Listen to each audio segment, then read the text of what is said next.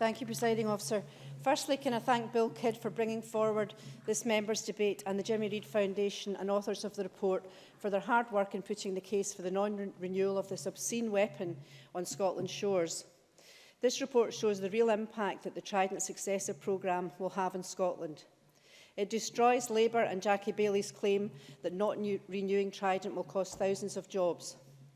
In reality, 600 civilian jobs are dependent at Fastlane and Coolport, with the Successor programme failing to bring even a single new job to the base.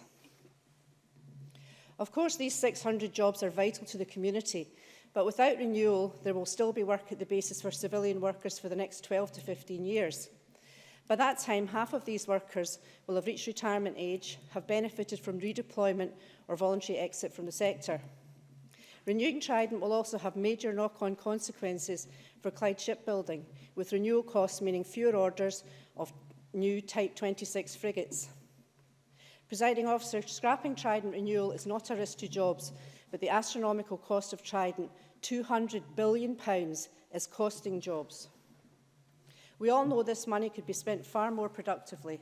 It could be used to counteract the continuing decline in armed forces expenditure, decline that creates job losses not just in the Clyde but across the country. But, Presiding Officer, there's far more to this argument than pound notes. The recent Trident misfire and subsequent cover-up demonstrates the huge risk that these war machines present to us all. And if these weapons weren't risky enough, we cannot forget that the man who has control over this weapon on our land is President Trump. Can anyone say, hand on heart, that this prospect doesn't terrify them? Then there are the warheads transported by road, travelling through Scotland's most populated city. The Scottish Campaign for Nuclear Disarmament estimate that an accident on these convoys could lead to plutonium and uranium spreading across distances as vast as 17 kilometres, covering most of Glasgow and outlying areas such as my constituency in Eastern Bartonshire. The risk that these convoys pose to human life is simply unacceptable and cannot be allowed to continue. The Clyde Naval Base was chosen to be home to the UK's nuclear submarines due to the depth of the Gairloch.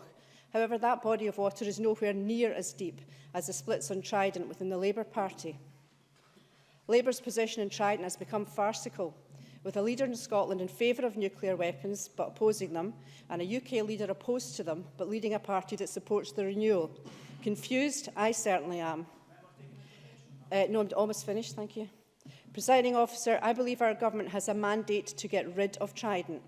The SNP have been elected for a historic third term, and in every one of our manifestos we have said we do not support Trident.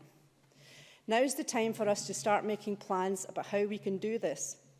We cannot wait for permission we will never get from the UK government. We have to go ahead and rid our country of this obscene political weapon. We're the only party that can and will do this. We owe it to our children to support bairns, not bombs. I support this motion. Thank you very much. I call Jackson Carlo, followed by Gil